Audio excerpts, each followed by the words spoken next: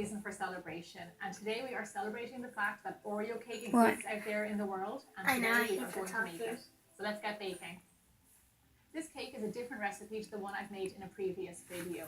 If you can imagine a cake that tastes like an Oreo, that's exactly what this cake is. So our first step to this cake is we're going to sieve all our dry ingredients together. So into our sieve we're going to add our flour, cocoa powder, baking soda, and salt.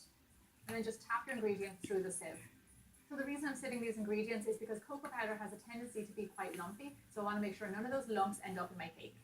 Okay, that's it. So we're just going to pop these over to the side and we're going to mix up the rest of our cake ingredients. So into our bowl we're going to add a nice soft stick of butter. And remember to keep these papers because we're going to use them to grease our tin later. Into our soft butter we're going to add in some sugar. And then using an electric hand mixer or a stand mixer, and you can even do this by hand if you've got a lot of strength, we're going to mix these up really well together. Now this method is actually called creaming and is the most common method when it comes to cakes. And it's one of the very first things I learned when I was baking. You want to make sure that you get this mix really nice and light and fluffy. It just takes a few minutes and it should be like this, nice and light and pale. So into this mix now we are going to add in some beaten up egg and our vanilla extract. Now if you don't have vanilla extract you can always leave it out. And then I'm just going to turn back on my machine to a high speed and really beat in all of those eggs. If you do it on a high speed it actually can stop it from curdling. Okay, perfect. Now into this mix I'm going to add in my secret ingredient for cakes. Don't tell us. Yogurt. And not just any yogurt, this is homemade yogurt. I made this as part of Bowl Baking Basics the other day, so you can find that video. But this is what makes your cake really soft. Now, because we're a big community of bold bakers, I know you're going to enjoy this fact, but yogurt actually tenderizes cakes because it has acid in it, so it makes the flour nice and soft. So next we're going to add in some pure, rich melted chocolate. Now, you want to melt this around 5 minutes before you need it, just so it's at room temperature and not too hot. And then nice and quickly, because we want to mix in that chocolate nice and fast, we're going to put it back on our machine again.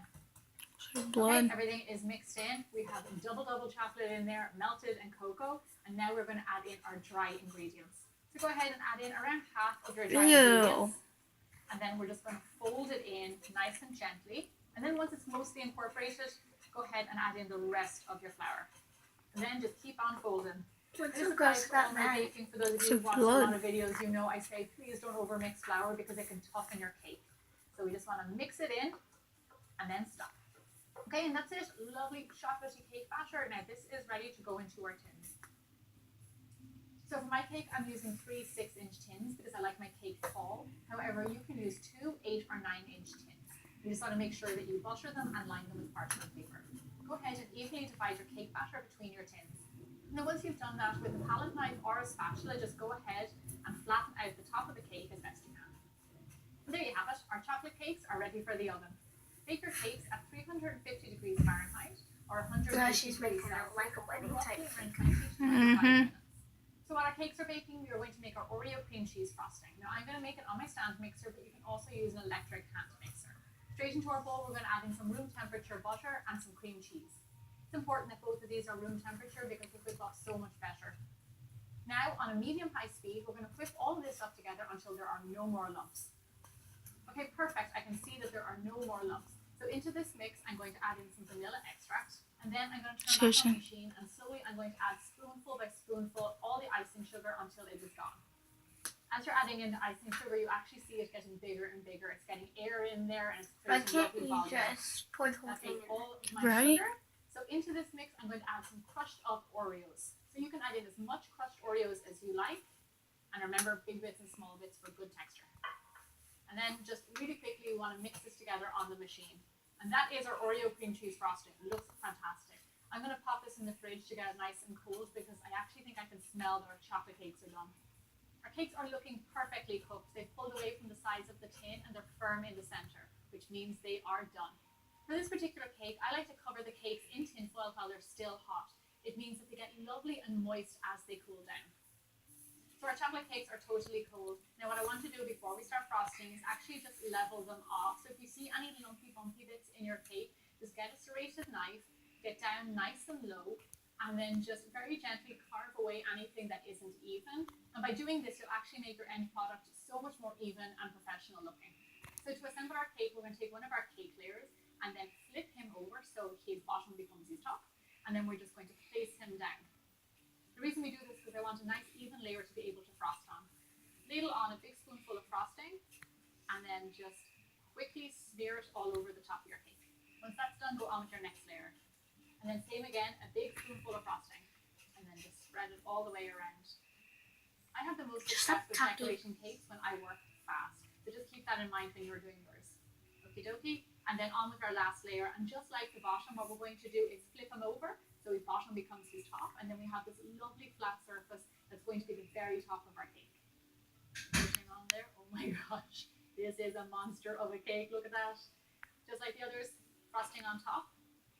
Now what we're going to do here is a little bit different because we're actually going to start to create our crumb layer. So what you want to do is take your spatula and we are going to, on the top and all down the sides, create a very thin layer of frosting.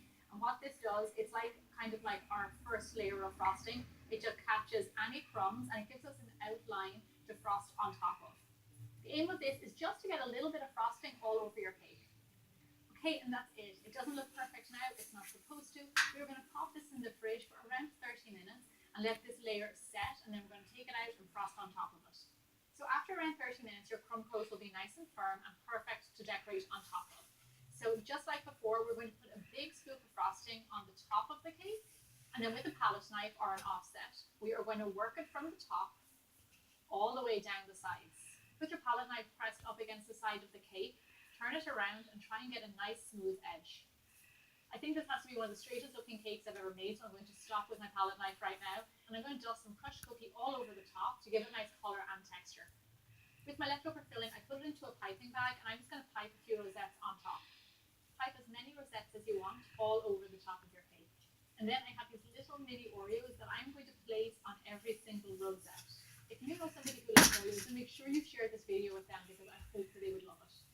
So not only does this cake taste amazing, but just look how beautiful it is. And when you cut into it, you see the different layers from the chocolate cake and the cream cheese frosting and all the cookie crumbs all the way throughout. One of the things I love about this cake is you've got the sweet cake, you've got a little bit of the salty and the sweet cream cheese frosting, and then loads of cookies. It is amazing, it looks fantastic, and it's easy to make. I really hope you try it. Tap that subscribe button so you don't miss out on any of my upcoming videos, and I'll see you back here next week for more bigger, bolder baking.